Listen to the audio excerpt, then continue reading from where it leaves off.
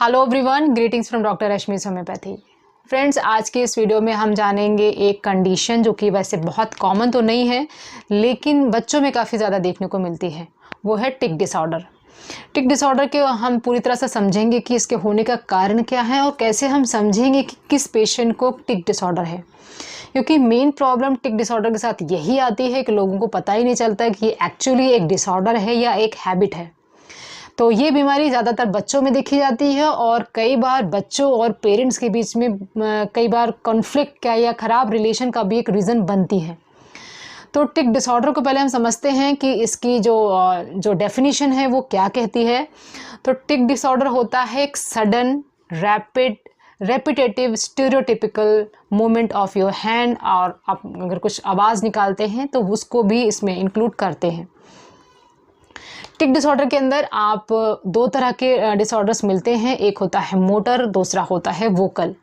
Motor का मतलब हुआ कि अगर आप ना चाहते हुए भी अपने हाथ को ऐसे मोड़ देते हैं या अपने जो ये आईब्रोज होती हैं उनको फ्रॉनिंग करते हैं, आप ऐसे ऐसे करते हैं, या अपनी पलकों को बार बार झपकाते हैं, या अपने कंधों को ऐसे ऐसे उचकाते हैं बिना किसी कारण से, और ये चीज़ आप चाह करके नहीं करते, अनकंट्रोल रहता है, आपके बस में नहीं होता है।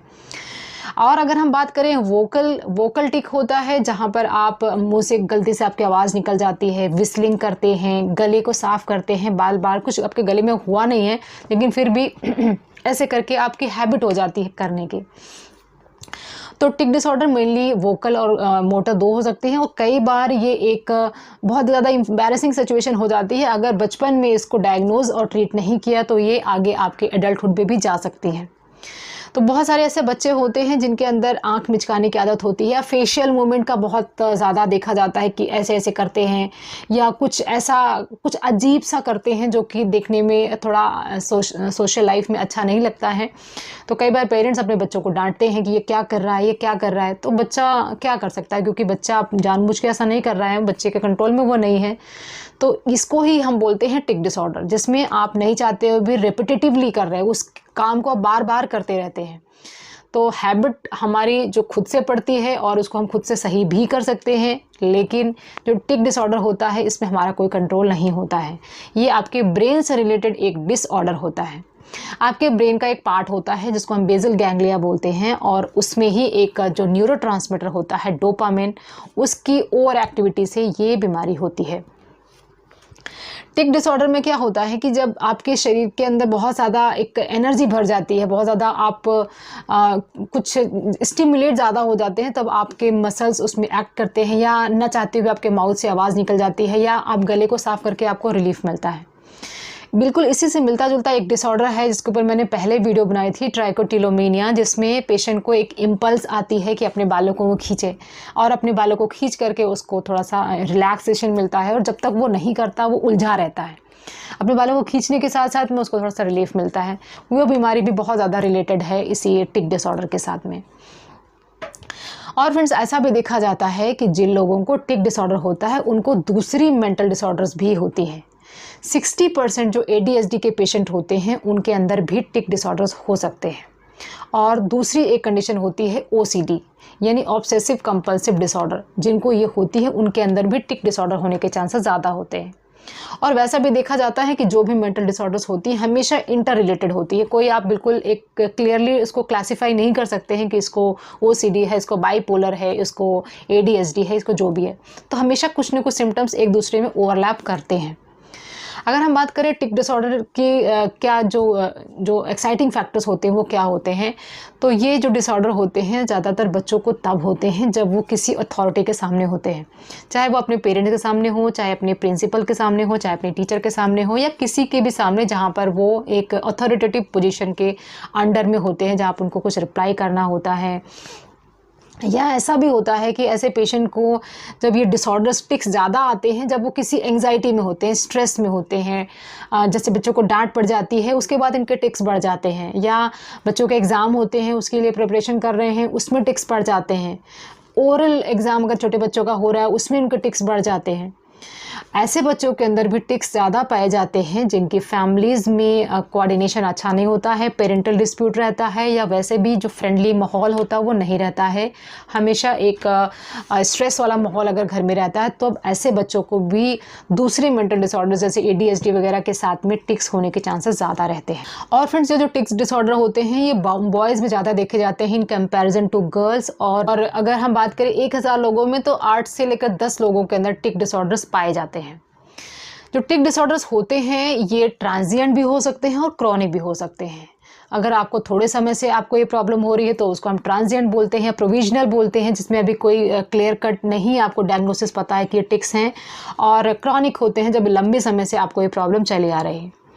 टिक डिसऑर्डर से ही एक दूसरा टर्म आता है, उसको हम बोलते हैं टॉरेट सिंड्रोम।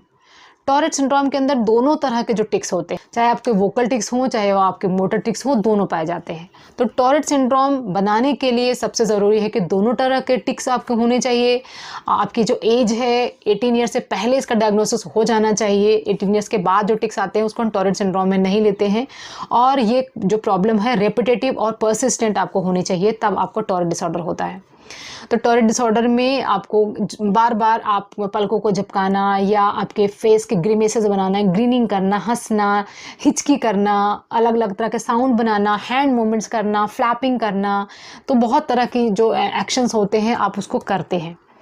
तो एक इसी से रिलेटेड एक मूवी आई थी, हिचकी मूवी, जिसमें रानी मुखर्जी को ये सेम प्रॉब्लम थी। लेकिन सबसे इम्पॉर्टेंट चीज़ ये है कि उसमें ये भी बताया गया था कि जो टिक के पेशेंट होते हैं उनके साथ डील कैसे करना होता है।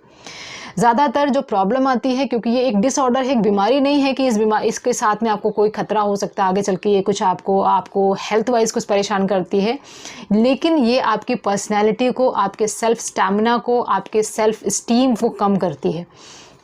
क्योंकि ये बीमारी ज़्यादातर छोटे बच्चों में होती है, जो कि उनका एक सोशल लाइफ उनकी जब शुरू हो रही होती है, जब वो बड़े हो रहे होते हैं, जब बहुत सारी चीज़ें वो लर्न कर रहे होते हैं, और अगर उनको टिक्स होते हैं तब वो बहुत ज़्यादा एम्बैरेस्ड हो जाते हैं, बुलिंग का शिकार हो जाते हैं।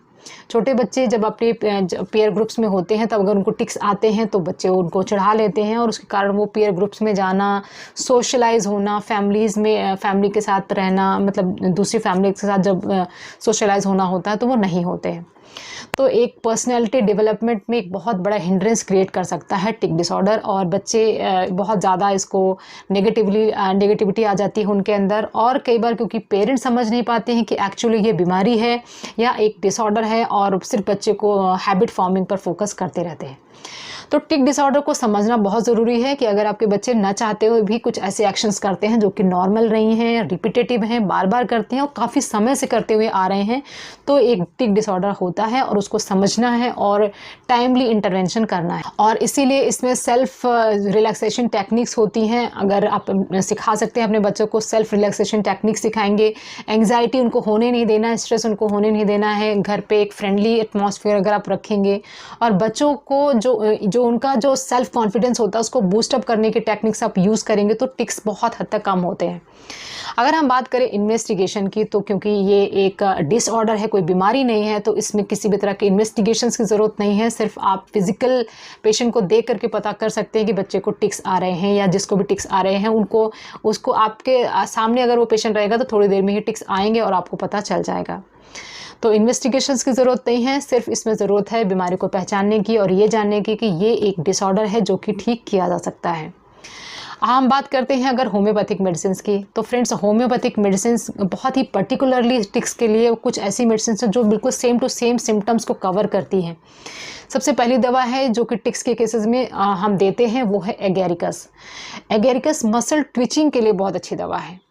एगेरिकस के अंदर ग्रीमेसेस बनते हैं, फेस अलग सा एक ग्रीनिंग सा, आपका ना चाहते हुए भी ग्रीनिंग सी बनती है, अजीब सी स्माइल बनती है, ट्विचेस होते हैं, बैक ऑफ द मसल्स में फड़कन होती है, या आपके शोल्डर में भी अलग अलग तरह से हलचल होती है। तो एगेरिकस दिया जाता है अगर आपके मसल्स में कोई ट्विचिंग वगैरह की कंप्लेंट हो रही है और टिक्स आ रहे हैं, तो चाहे छोटे बच्चे हों चाहे बड़े लोग हों, सबको ये एगेरिकस मेडिसिन दी जा सकती है। तो पहली दवा जो हम टिक्स के केस में सोचते हैं वो है एगेरिकस। बात करते हैं दूसरी मेडिसिन जो दी जाती है, वो है क्यूप्रम मेटालिकम।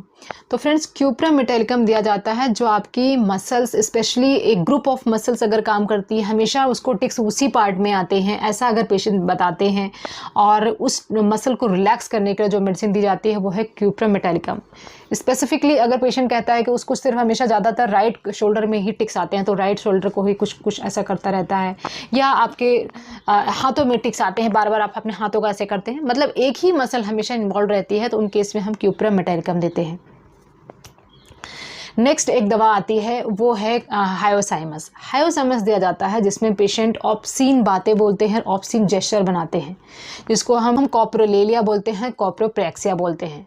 अब कॉप्रोलेलिया का मतलब होता है, लेलिया इज़ ऑलवेज रिलेटेड टू बोलना, तो अगर आप बच्चे कुछ गलत वर्ड्स बोलते हैं, ऑब्सीन वर्ड्स बोलते हैं, तो कॉप्रोलेलिया होता है। कॉप्रोप्रेक्सिया होता है अगर गलत जेस्चर्स बनाते हैं, ऑब्सीन जेस्चर्स बनाते हैं, तो उस केस में हम हायोसाइमस देते हैं। तो hyoscyamus is always related to something obscene, जो कि एक नॉर्मल सोशल गैदरिंग में, सोशल लाइफ में एक्सेप्टेबल नहीं होता है। ऐसे जेस्चर्स अगर टिक्स में आते हैं तो उस केस में हम हायोसाइमस दे सकते हैं। नेक्स्ट एक दवा है आर्जेंटम निट्रिकम।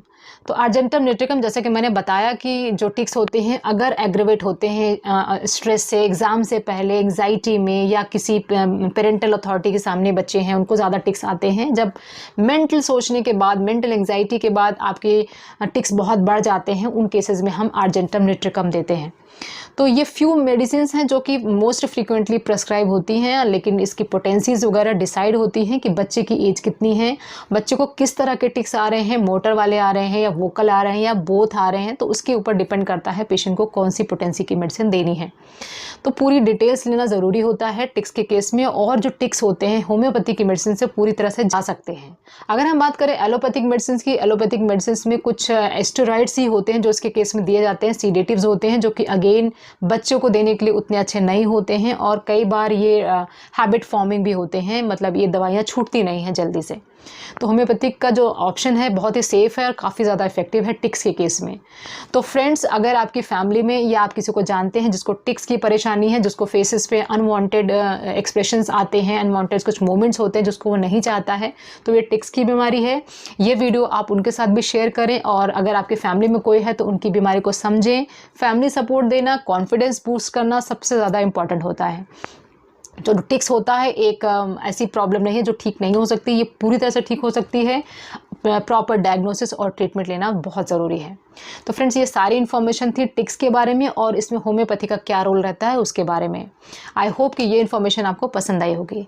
अगर आप मुझसे डायरेक्टली बात करना चाहते हैं तो कॉल मी फॉर ऐप का यूज़ कर सकते हैं, जिसमें आपके कोई भी क्वेरीज हो सकती हैं, उसका सोल्यूशन आपको मिल जाएगा। अगर आप प्रॉपर ट्रीटमेंट लेना चाहते हैं तो क्लिनिक के व्हाट्सएप नंबर 7017991940 पर व्हाट्सएप करके अपना अपॉइंटमेंट बुक कर सकते हैं। Wishing you very good health. Thanks for watching.